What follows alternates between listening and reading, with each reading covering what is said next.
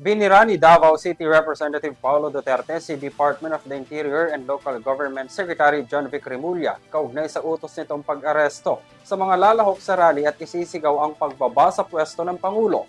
Sa naunang pahayag kasi ni Remulla, maaaring makaharap sa inciting to sedition ang mga individual na mapapatunayang gumagawa nito sa mga kilos protesta.